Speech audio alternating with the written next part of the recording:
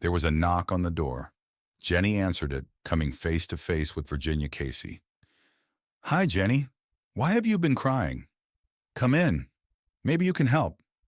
Jenny added water to the already hot teapot. Jenny answered after she had Virginia and herself seated at the breakfast nook. "I am still being overwhelmed by the memories of the rapes." "How's John dealing with this?" Virginia asked. "He's my rock. He loves me and tells me this will become a distant past," Jenny cried. She calmed herself. The teapot whistled, and she got up and made tea for both of them as she continued talking. "I tried to jump off the roof a few days ago. John distracted me, and I tripped over a power line that crossed the roof and slammed myself into the retaining wall instead of flying off our roof." Jenny drank some tea. John picked me up and asked, "Did I need help finishing the job, or did I want to be healed?" I promised him I wouldn't do that again, and I asked him to forgive me and please heal me. He said, "Jenny, I promise you, we will get further through this. I promise you with all my heart." "I would trust him," Virginia Casey said with all the conviction she could muster. "Where is everybody else?" "Peter and Patty are at the dojo. John, Dan, and Freddie are with Ricky buying some trucks and some RVs, and the plan is to be ready to move when we have to." "Where did the money come from to buy trucks and RVs?" Virginia asked. "Over the past couple of years, John purchased some foreign currency for pennies, and it is now worth $2 too." Jenny filled up both of their teacups with hot water. "Something about a global currency reset. I've read about that months ago. It was all supposed to be bogus." "How much foreign currency did he have?" Virginia asked, taking a sip of tea. "I don't know. Maybe 1 or 200 million of ding or gong or something. He had 2 different kinds, I think."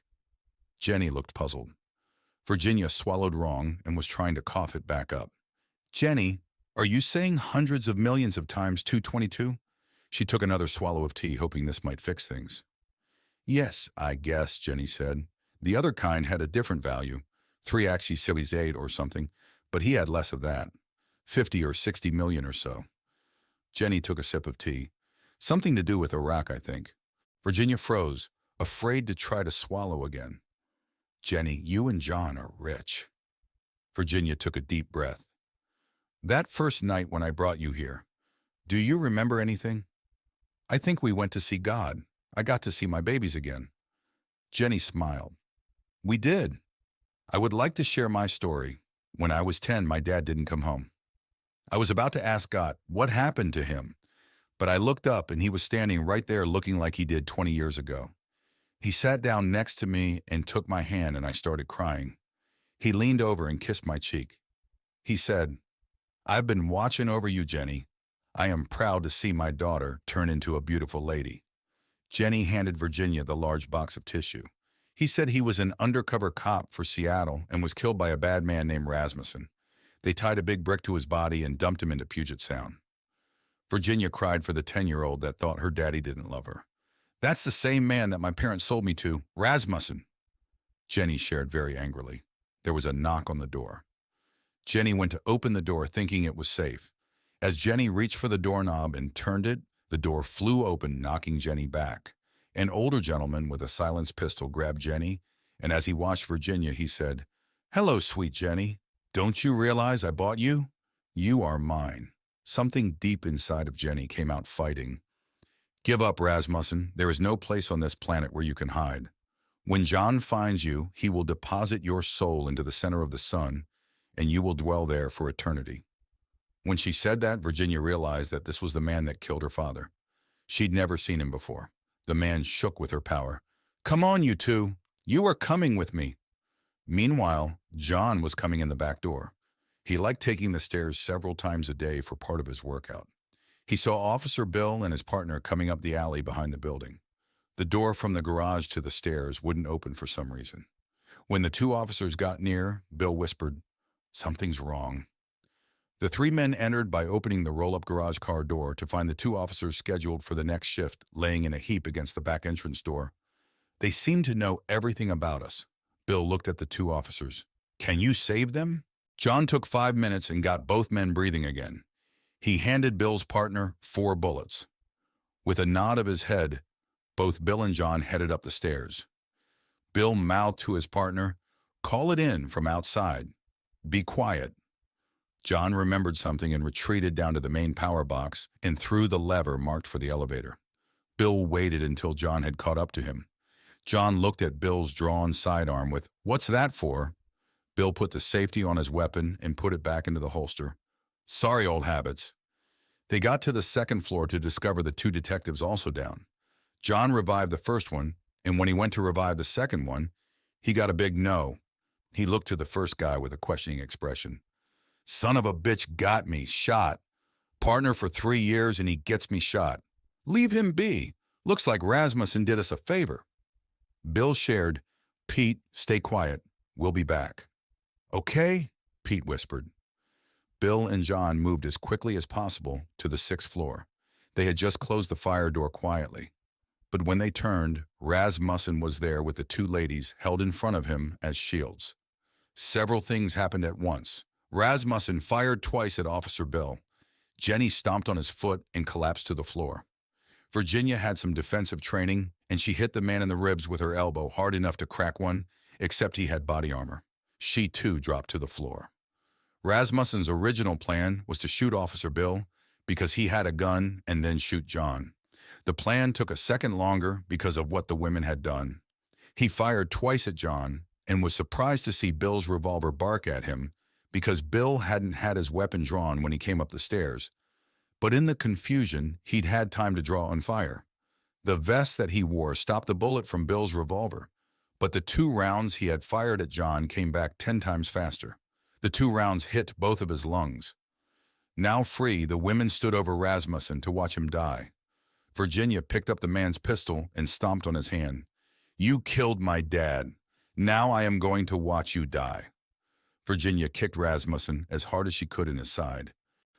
Nobody owns me. Contract voided." Jenny kicked him on the other side. The 2 women emptied their anger, frustrations, and emotions. When it appeared that Rasmussen was no longer alive, John wrapped his arms around Jenny, giving her a loving hug. Bill stopped Virginia and said, "I think that last kick did him in. Good job, your dad would be proud." Bill wanted to change the mood. Both women were crying. "I'll have to remember in the future not to underestimate any DSHS ladies. I might not survive." "You two did well. I think we may be able to walk around the block now." John shared, but he was seeing one additional incident. "I'm not with DSHS any longer. I resigned. I am using up my vacation for the next month. I even cleaned out my desk today." Virginia shared, still intermingled with sobs. "What happened?" Bill asked. "I left." Virginia looked at the faces and decided she wanted to be part of this. "And I left because Daddy told me where to find a key and a lockbox that held $1 million life insurance policy. This wasn't going as planned. I want to be part of your group. I want to learn what you know and be able to help mankind." Virginia composed herself a bit more. "I have an RN degree and a master's in psychology. Before joining DSHS, I used to run the psychiatric wards at both the University and Harborview hospitals." Bill and John looked at each other and winked. John looked to Jenny. "How are you doing, love?" Jenny teared up again. "I don't see their faces anymore. I think I needed to help kill that bastard." Jenny was crying again on John's shoulder. "I agree with Virginia. I was there Monday. I want to learn what you, Patty, and Peter know." Jenny turned back to the dead Rasmussen. "I never want to be afraid of that again." Jenny kicked the dead man one more time. Jenny wrapped John up in a hug. "Honey, I don't see their faces anymore." Virginia was there beside her. "Jenny, everything is telling me you are going to be okay." Virginia rubbed her back. "There may be a step back or two, but you have gotten here, and you will be able to return fairly easily." A voice yelled from the fire door. "Seattle Police, everybody okay here?" "Yes, come watch this body. We got things to do downstairs." Officer Bill directed the 2 other officers. "Verify that everybody on the floor is safe and that Rasmussen did not have a friend." "The Rasmussen?" one of the officers asked. "Yes," Officer Bill smiled. "Not going to be stealing our young girls anymore." The 4 moved down to the ground floor where Bill's partner was. The ambulances were just coming up to the back door. Some of the officers recognized John and handed him and the girls blue vests that read Seattle Police on the back. John moved to the two officers who had been shot and finished the healing. He turned to Jenny and Virginia. These men have lost fluids and need as much water as possible, quickly. The girls discovered that the medics carried water, and they got 2 bottles for each of the 3 men. Virginia also took 2 bottles up to the officer on the 2nd floor. "John, how are you doing that?" "I did not hit the task cocking tour," Jenny asked when she saw him healing another officer. "I center myself, then say the Lord's Prayer as a key to open myself up as much as possible. Then I see myself sitting in the Christport seeing God working through me." John took Jenny's hands and moved them over the officer. He was smiling and drinking one of the bottles of water. The paramedics were standing by, watching. Officer Bill had told them to wait until Father John was done. "We are done here. Let's go up to the 2nd floor." John was stopped by the head paramedic. "Take their vitals, give them another bottle of water, and they should probably take tomorrow off." John smiled. "They can walk, have them move slowly. It will take a day or so to get their fluids in balance." "Do you teach?" the head paramedic asked. "Yes, but we need to get to the 2nd floor. There is one more officer down." John moved with Jenny up the stairs. The head paramedic followed behind with another EMT. When they got to the room, Virginia was on her knees next to Officer Pete Mason. "How's he doing?" John asked. "We are talking about the demonstration on Monday. His memory is excellent, his mood is great, and he is a little achy," Virginia reported. "Good report, Virginia." John reached out and touched the lady. She got a jolt and tried to conceal her laughter. "Thank you, John." Virginia laughed outright. "I think my partner hit me on the head, and that would explain why I was shot in the chest.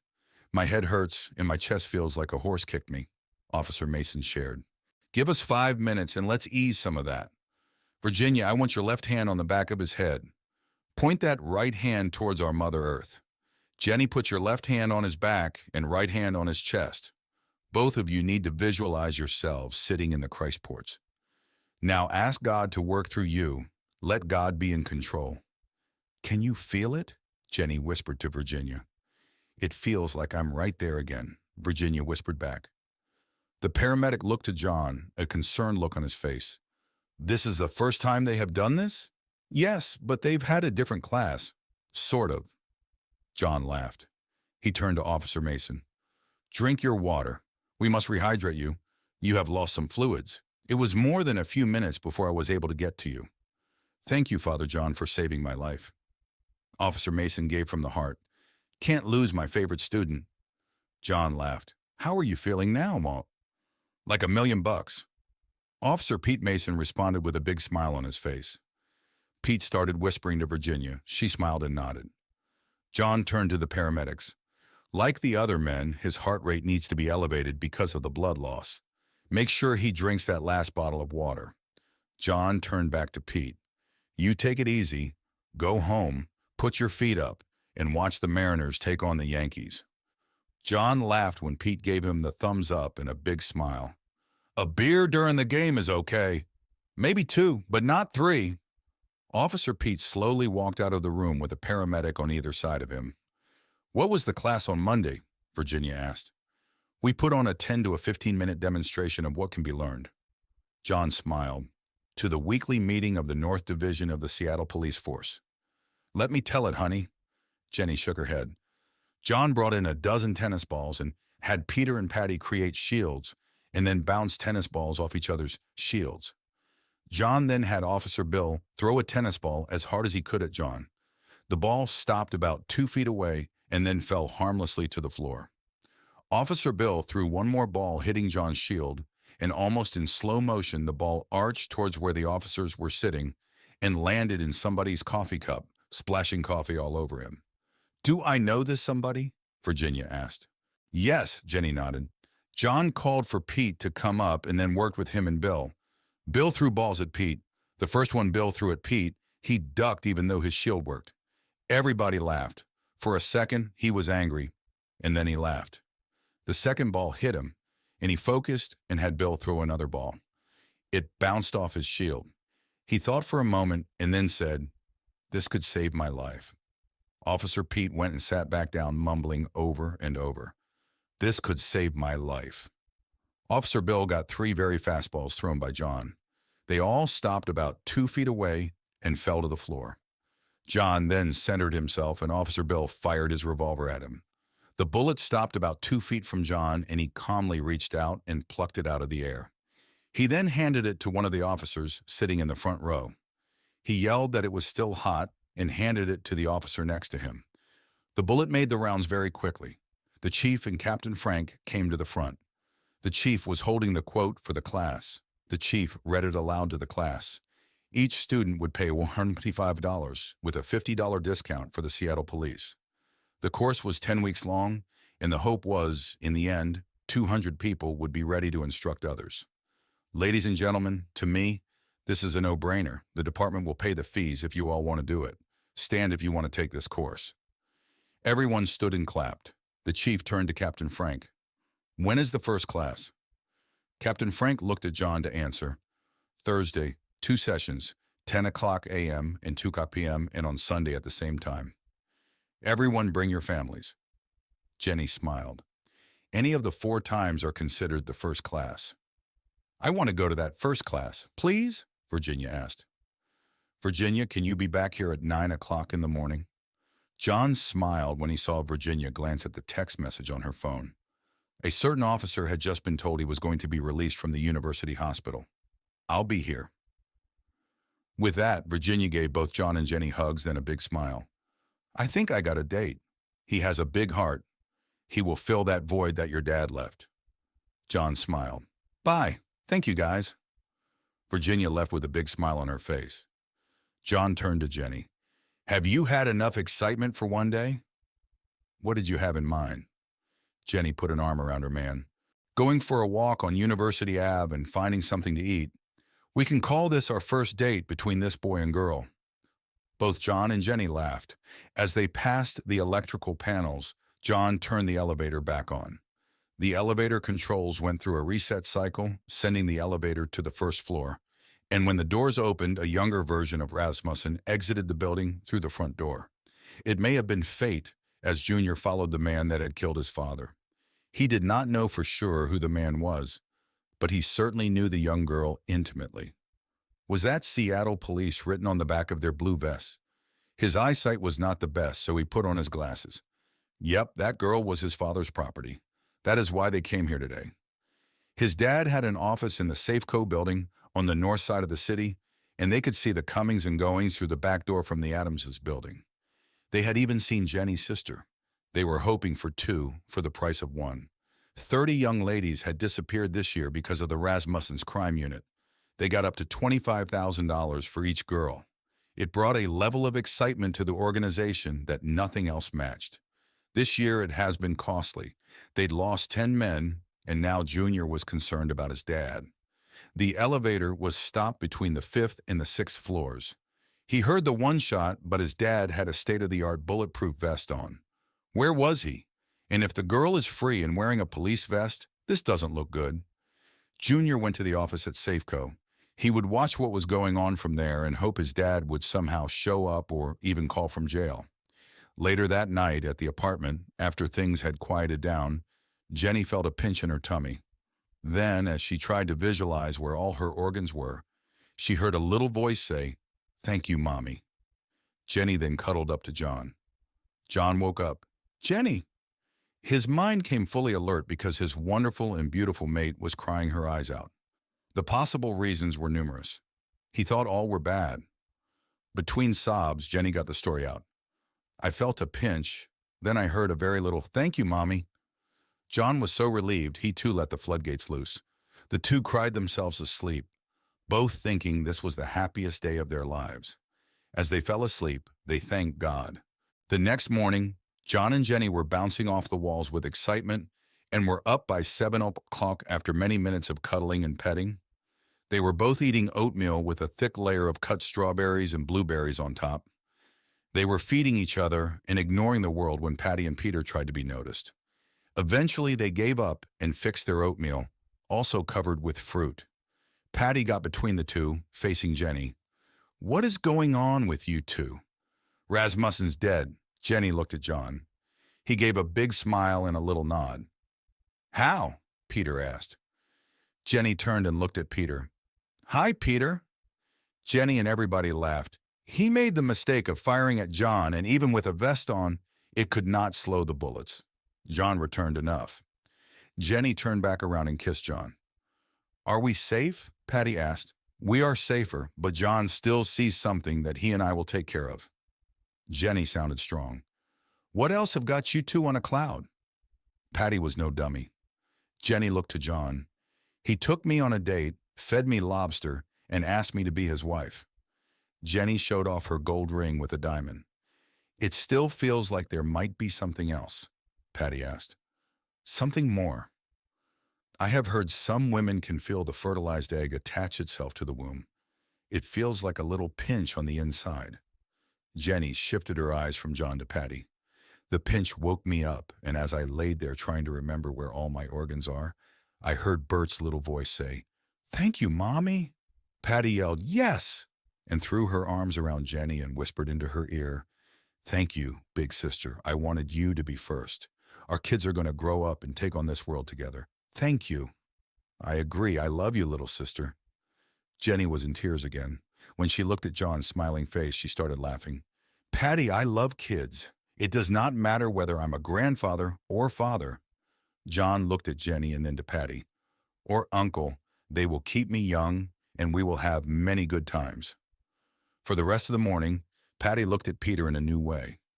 Peter asked his parent guides if this was a good time to have kids. He got a yes. It was a wonder anybody noticed when there was a knock at the door at 10 minutes to 9. Peter answered the door. He looked out the peephole and saw smiling Virginia along with a man. He opened the door. Virginia was holding the hand of Officer Pete, fairly dragging him along. Good morning, everybody. Everyone returned the good morning. It was obvious Officer Pete was a bit uncomfortable. Peter made a pot of coffee for Patty and himself. John poured a cup of coffee from the pot and handed it to Pete. Oh, thank you, Father John. Blessings from heaven. It was obvious Pete liked his coffee and had not had any yet today. He liked it best black with no tennis balls. Oh, good. You got your coffee. I don't have any in my apartment. Virginia realized her mistake and turned very red. Jenny realized Virginia needed saving. The two had bonded much like two Marines in a foxhole. Virginia, look. Jenny moved towards the older woman holding out her hand. Patty joined them, and all the men could hear was quiet talking, disturbed with squeals from time to time. Officer Pete, what did you do before the Seattle Police? John asked. First Lieutenant, United States Marine Corps, 5th Tanks, made 2 trips to the sandbox. Pete shared. John grabbed his cap and threw it at Pete. The cap stopped about 2 feet from Pete.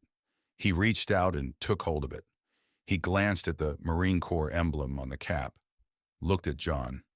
Vietnam? John nodded. I was first assigned to 5th Tanks at Camp Penn, but in Nam, I was a scrounger for the Motor Transport Maintenance Battalion. I helped keep things running. I was an E4 corporal, the doers of the service. Amen to that, Pete laughed. If we needed anything, food, bullets, or bandages, the corporals and sergeants would find it. They kept us running. Pete threw the cap back to John. It stopped and hovered just in front of him, and he calmly reached out and took hold of it, setting it back on his head. Peter was filling up another cup when, as John put his hat back on, "You've been there?" Peter asked. Virginia tried 3 times, and then suddenly, "We're in front of God." I almost fell over, and Virginia had me sit in a seat. When I sat down, I asked whose seat it was, and I heard, "This is John's Christport." I asked 100 questions, and the answers are imprinted on my brain. I've started writing them down. Pete looked at Peter. You took on 2 professional killers and bested them. They underestimated me, and it cost them. Peter responded, John had prepared me just enough. You've been there? Pete asked. Peter looked around at the others. We've all been there. Then you already know that I'm going to marry that woman. Pete shared quietly, looking over at Virginia. Maybe we could have a double ceremony? John suggested. Have Peter perform the marriages? How about I be your best man and let Master Son perform the marriages? Peter asked. I haven't met Master Son, Pete added, You will, he is going to be there this morning, Peter shared. The first class. When they got to the school shortly after 9, there were 100 people lined up. Mia and Ricky were taking names and badge numbers, as well as a count of family members. Dan and Freddie pulled out the bleachers. They had the south side done when John and family walked in. Master's son and the chief of police had their heads together. The chief was nodding.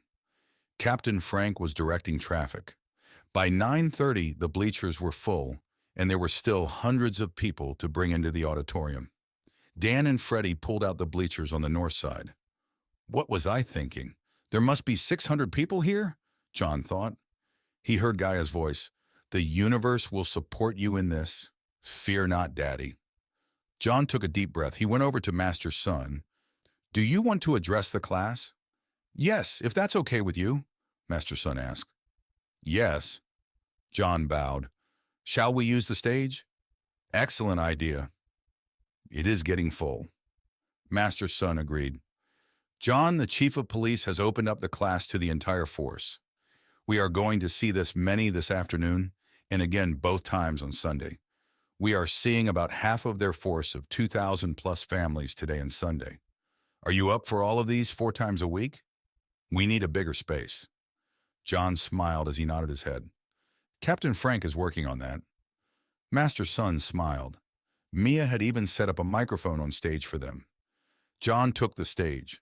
Will all those that have been with God please join us on the stage? John asked. Now may I introduce our master's son, the master of our dojo. John bowed deeply.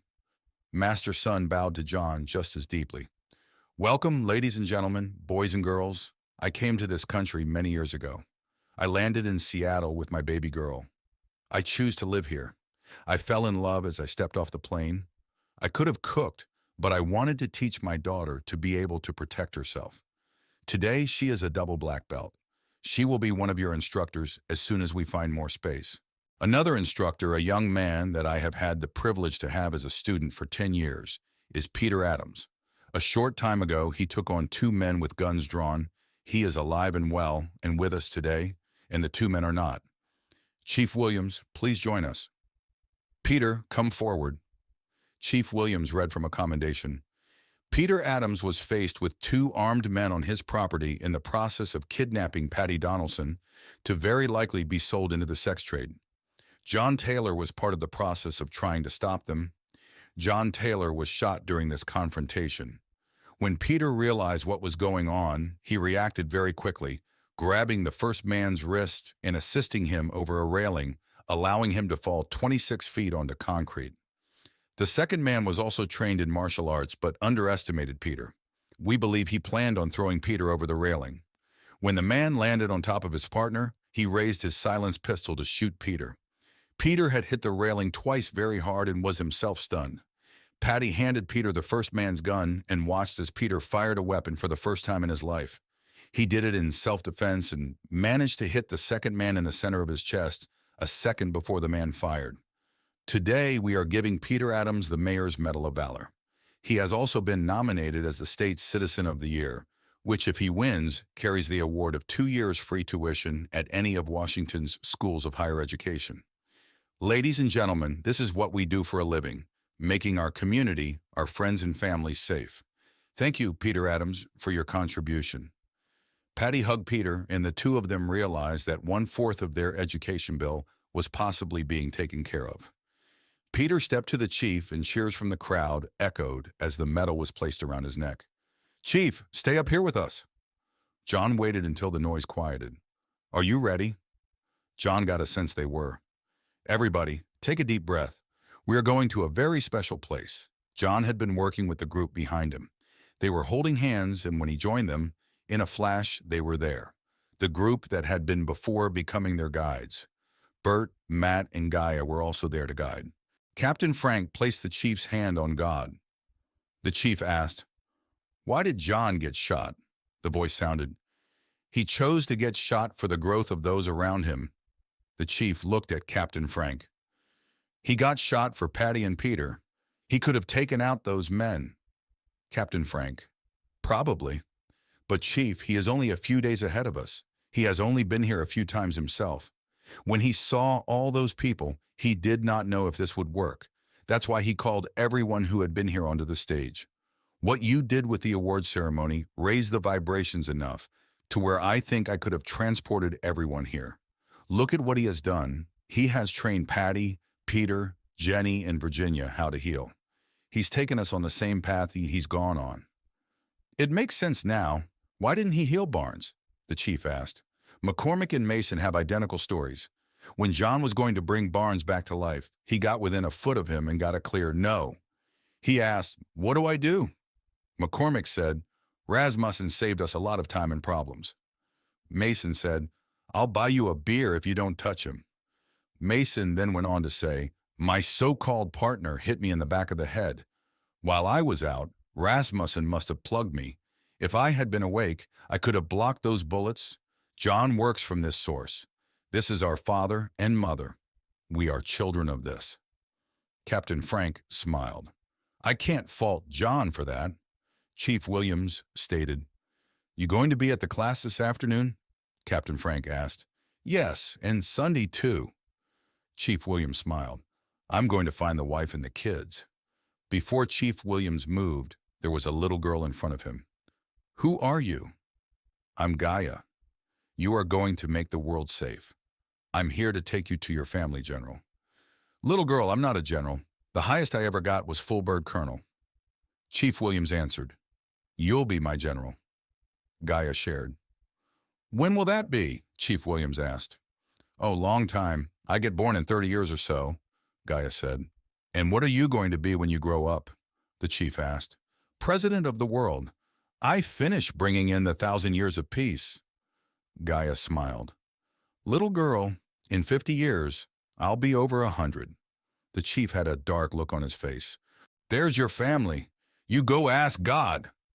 Gaia watched as the chief went over and touched God. "Who is Gaia?" Chief Williams asked. "The spirit of your planet Earth," the voice shared. Chief Williams turned to Gaia. "What do I call you, little girl? Sir or Empress?" "Gaia is fine." "General," she giggled. By this time they had gotten close to Mrs. Williams. "Chet, you've got to try this." "What's wrong?" Mrs. Williams asked. "Gaia was just here, leading me to you." Chief Williams looked to his two boys, one 18 and the other was 16. "Gaia says I'm going to be her general, and we are going to bring in the 1,000 years of peace." Chief Williams laid his hand on God's surface and looked to his wife of 20 years. "Are we alive in 100 years?" the chief asked aloud. "Yes, part of John's mission is to end death on Earth." The voice answered, "This will reverse the process of experiencing death during the time of Adam and Eve." "Are we still together in those 100 years?" Chief Williams was looking at his wife when he heard yes. Chief Williams turned to his wife.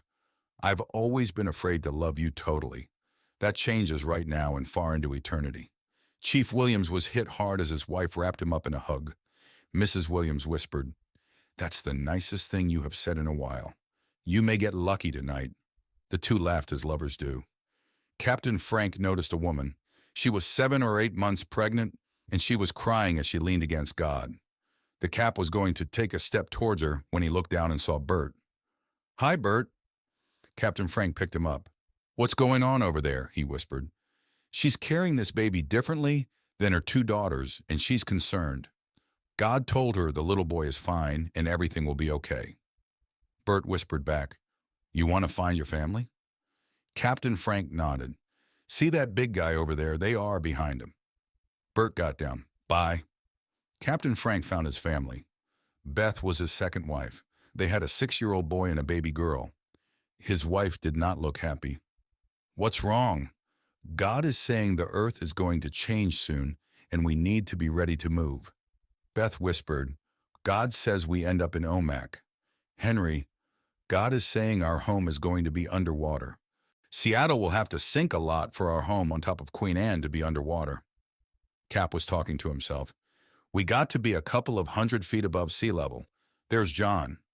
"John, are we going to have to move?" Captain Frank asked. "Parts of Bellingham survive, but everything south of it to the Cascades will be underwater. Portland will be under, and the Grand Coulee in eastern Washington will empty into a finger of the Pacific Ocean. Parts of San Diego will survive, but almost all of the major cities of the world will be underwater, John shared. When did you know? Captain Frank asked with his wife looking on. About a week ago? John thought, maybe less, although I have known of Edgar Cayce's map of Earth changes for almost 50 years. When were you going to tell us? Captain Frank was uneasy and a little angry. At the beginning of the second class. John took a chance. Look, Henry, if these people knew what was ahead of us, we would have had no credibility, and we could not have gotten here today. Yeah. Cap Frank looked to his wife. John's right. We need to present this when it works best. Henry, are we going to be okay? His wife asked. Ask God, he will tell you. John smiled, already knowing the answer.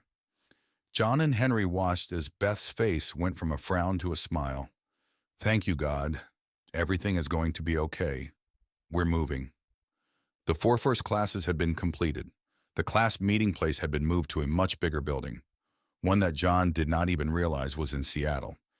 He had lived most of his adult life in Seattle, and there was a training facility just north of the Space Needle in the heart of Seattle. Space inside was the size of a football field and had some state-of-the-art video equipment. At one end of the field was a platform big enough to hold about 10 people. John called the class to order. Abruptly, the picture on the screen changed. Projected onto the screen had a picture of 5 differently colored lanyards. Yellow was followed by the word assistant. Green was labeled team leader. Blue indicated teacher. Red was transporter, and black was master level. John called the class to order. All those that can stop 10 or more tennis balls without getting hit, come forward. Captain Frank and Chief Williams were putting the yellow lanyards around the necks of about half the class and shaking their hands. When that was completed, John called out the names of officers Bill McCormick and his partner Corey Ratchet. When they were before the chief, he read from a commendation. Yesterday, officers Bill McCormick and Corey Ratchet were on foot patrol in the University District. As they neared the university branch of the NB Bank, 2 suspects exited the building. The first one fired at Officer Corey Ratchet. His vest stopped that bullet. The second bullet fired was at Officer Bill McCormick. He was able to reflect it back, killing the individual that fired the bullet. The third bullet was directed at Officer Ratchet by the second suspect. Officer Corey Ratchet reflected the third round, killing the second suspect. This incident is going to be hitting the front page of the Seattle Times. The headline is going to read, Seattle police officers are becoming invincible. Gentlemen, please hand me your yellow lanyards. You have both earned the right to wear the blue lanyards of teacher. The applause made it impossible to hear anything else, as the chief congratulated the 2 men, giving them each a copy of the commendation. The chief nodded to John. Every class from here on, you are going to see testing going on. All those that have a yellow lanyard on and want to face a bullet, please form up to my right. There were about 40 officers, including Patty, Peter, Master's son, Dan, Mia the captain, and Chief Williams. John counted 50. He asked for 50 volunteers out of the group who did not have lanyards yet. They fired at the individuals. John watched in amazement. 1 man had been hit. There were about 20 female officers, and they did fine. Captain Frank captured the bullet meant for him and sent it back to the shooter, making it stop about 2 feet in front of the man. The chief tried the same thing. He was also able to send it back. The rest of his group, including Peter and Patty, was also able to send the bullets back. 6 other officers, half of them female, also sent the bullets back. A total of 13 took the next step. They got the blue lanyards. The other 36 got green. The 1 man who got hit was healed with the hope he could pass another day. Ladies and gentlemen, our first goal is that everyone in this room receives a lanyard. We're already halfway there. The chief waited for the applause to die down. Our second goal is that everyone here wears one of these. The chief held up black, red, and blue lanyards. We have some major land changes coming not too long into the future. Later this year, we may also have an army coming at us. John, it's yours. We have about 10 minutes left in class today to talk about Earth changes. Within the next 100 days, our part of Earth is going to look something like this. Upon the big screen, John projected a picture of a map of the American continent after major Earth changes. John narrated, "If you haven't heard of him, Edgar Cayce was an American clairvoyant in the 1940s who answered questions on subjects as varied as healing, reincarnation, wars, Atlantis, and future events while in a trance. During one of those trances, he instructed that this map be drawn. The western coastline of the American continent would move east about 100 miles. Major portions of Nevada, Utah, and Arizona would also be lost. The eastern half of Texas, Oklahoma, Kansas, along with southern portions of Nebraska, were all gone. All of Louisiana, with other states bordering on the Mississippi, lost land as the Mississippi is expected to change course and flow north. The entire American eastern coastline changes and we lose many of our major cities. Will we have a warning?" a voice in the audience asked. "When the San Andreas Fault fails and the western edge of California slides into the Pacific Ocean, we will need to leave. I am buying 50,000 to 60,000 acres over near Omak to create a new Seattle. You and your families are welcome to join me. If you have RVs, campers, tools, or anything that a new community might need, figure out a way to bring it." John looked around. He had everybody's attention. "We are going to have to build our own homes. Most of the residents of Omak from even just a few years ago are gone. There is going to be little or no authority left in the world. The North Koreans are very likely going to send a force to attack us. Ladies and gentlemen, we may have to stop them. My personal goal is to stop an army with modern equipment and not lose one of us doing it." John loved the applause and excitement in the room.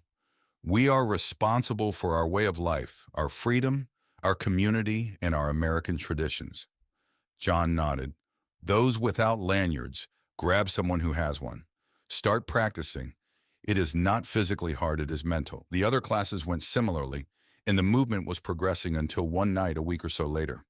A female officer was out at a downtown nightclub with friends when two men got into a fight. One was a contender for the world middleweight boxing title. He hit the other man in the kidney. The blow drove the other man to his knees. The man got up and staggered from the club. Kathy Henderson saw the incident and thought both men seemed familiar.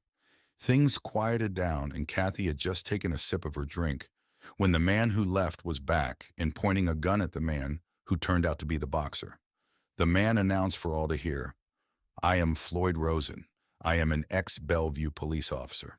I am making a citizen's arrest. This man killed my partner 6 weeks ago by hitting him the same way he did me. My right kidney is hurting like hell. He hit my partner's spleen and he told the authorities that it must have happened when he fell. No one else came forward to say differently." Somebody off to the side asked a question, distracting Floyd. Kathy was taking the training and wore a red lanyard to class. When she saw the boxer make a move, she took a deep breath and transported them to God. She ended up with the gun. Floyd and the boxer looked at each other and then looked to Kathy. "You two gentlemen were about to get somebody killed, and chances are it would have been somebody else other than the two of you." Kathy looked to Floyd. "This is God. Go touch the surface and ask if this man killed your partner. Go on." "You would kill me in front of God?" the boxer asked.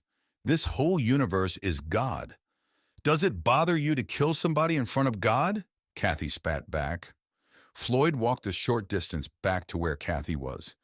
"He meant to kill him, not his first, and I was next." The boxer moved between Kathy and God and rushed her. She put up a 1T transparent shield of liquid steel, a block that would stop a .50 caliber round. The boxer hit that block like a sprinter. His neck snapped, rupturing much of his spinal cord. A minute or two went by. Floyd and Kathy were silent. "What do we do with him now?" Floyd was checking for vitals. "And how did you stop him? How did you get us here?" "I'll tell you, but first let's get to your car." "Thank you, God." Kathy took a breath and moved them to the nightclub parking lot. Kathy called dispatch. When they answered, "This is Kathy Henderson, badge number 4389. Let me talk with who is in charge tonight. I have DOA. Kathy waited on the line 3 minutes, which seemed like forever. "Captain Frank, what are you doing there?" The captain explained that all the training had screwed up the schedule a bit. Kathy was able to explain exactly how, what, when, and where to the captain.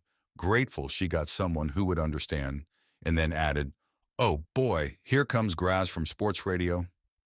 Graz did not say a whole lot, but the 3 regional newspapers and 12 national and 4 local TV stations covered all angles of the story, and when it was almost over, it was learned Kathy stopped Willie the Enforcer with a block, and that was what broke his neck. The second round of headlines screamed Willie the Enforcer KO'd by mental block. This brought a new wave of thousands more who wanted training. By the third class, members were moving up and taking over the running of the classes. The school was out, and Peter and Dan were teaching basic self-defense to the families. Officers were coming from all over the northwestern states to learn, and once they reached the teacher level or transporter level, they returned to their homes able to teach many others. By the time California had problems, 1,000 men, women, boys, and girls could block a bullet, do basic healing, and go see God. Schools got the wind of what was expected for earth changes. Evacuation plans were developed, shared, and tested. All school buses carried 3 days of food and water for a busload of students and their driver. The plan also included 1 to 2 teachers per bus. Routes and destinations were planned. The plan was given the familiar name of Grab the Kids and Run. The plan moved south and then east as teachers had friends who taught elsewhere. Edgar Cayce had warned the world in the 1940s. John's warning covered the planet in a month. By the time school started in September, Grab the Kids and Run plans were solidly in place worldwide, and everybody involved was familiar with it. John and Jenny sometimes accompanied Peter and Patty when they went out to their favorite diner. It was the one where John had proposed, and the staff now called them by name. Tonight they were alone, and were about halfway there when a car pulled to a stop on the curb, almost hitting them. 4 men got out with guns drawn. The driver fired first. John reflected his shot to the driver's forehead. He very slowly sunk to the ground. The man closest to them shot in John's direction and moved to grab Jenny. John reflected that bullet towards the heart of the front passenger. The man hit Jenny's shield head-on and collapsed to the ground.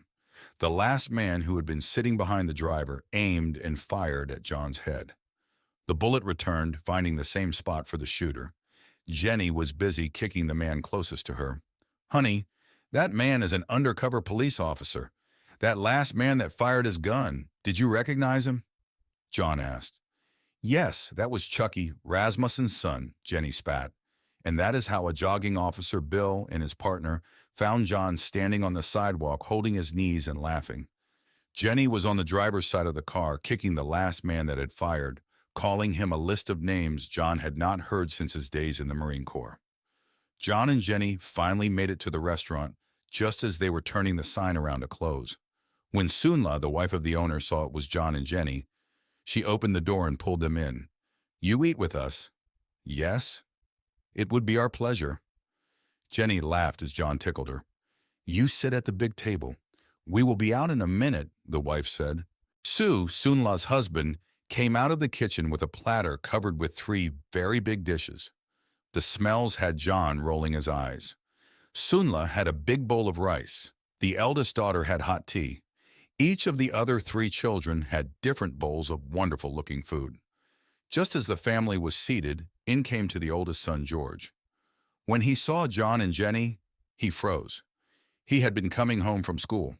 George was a freshman in high school and was in 2 of Peter's classes at the dojo. In the special class, he had just received the blue lanyard the week before and was now working on the red lanyard. He was late because he'd just seen John and Jenny kill their attackers. The police had taken his name and a statement as to what he had seen. John looked to Jenny, wondering if the family might have a problem with them. George spoke to his father in their native Mandarin. He proceeded to translate the conversation for John and Jenny. George would eat quickly as his father asked another question. George would swallow, wipe his mouth, and answer his father with another summary to John and Jenny. "My son says streets are safer for girls?" Sue asked. "For my girls?" "Yes, no more girls are being stolen for the sex trade," John reported. "We moved here because we had a daughter. We told authorities the oldest girl, she was not born yet, was a boy. Now we have 4 daughters. We love all children." Sue shared in his broken English. Sunla was laughing and crying as John shared this news. She loved her children. One of the little girls asked if John was Santa Claus. John looked to her and made the sh sound with a finger in front of his mouth, whispering, "Don't tell anybody." The little girl tittered and whispered back, "Okay." Jenny was trying to stop laughing. She had seen John do this in other places. He could move energy. Jenny even laughed as she saw George trying to refuel his body that was probably growing at an inch every month or two. She was going to see that. She was going to have a little boy that had a part of her name. She patted her tummy and smiled. George finally pushed back from the table. Sunla went into the kitchen after a question to her husband. She brought out a container of heated sake with 6 cups. Sue poured the first sake cup, and Jenny touched his hand and patted her tummy and shook her head no. Sunla smiled and spoke to her husband in Mandarin. Sue rubbed his tummy and asked, "Baby?" Jenny smiled, "Yes." Everyone was talking excitedly. Sue poured 3 cups, nearly full of sake. The next 3 he splashed just a bit into them. The adults each got a nearly full cup, except for Jenny. George and the oldest daughter got just a splash. Sue handed his next daughter in line a cup and instructed her to share with her littlest sisters. This was a special occasion, and the children realized they were being included. Even so, the littlest one said, "Yuck," and scrunched up her face at the taste. Everyone laughed, adding to the joyful energy in the room. Sue explained, "I learned to cook in Japan. Sake seems to be a good drink to finish off dinner." "Yes?" John nodded. "Yes, I like sake. Now we want, with your permission, to take you to a very special place. Your son is learning how to do this." John took a sip of sake. "Jenny and I will be his coaches tonight. George has done this 3 times, and now he is ready to take the next step and do it with 9 people. The trip there and back will be perfectly safe. George has shown me he stops tennis balls." Sue turned to his wife. "Let's do this." When Sue got an okay in the way of the universal nod from his wife, he said, "I would like George to take us to this special place." John turned to George. "Remember the process. We are here to make sure you don't fail. Remember this when you are teaching others." "Okay," George answered. "Everybody holds hands. Close your eyes and take a deep breath." When everybody realized they were no longer sitting but standing, they opened their eyes and looked around.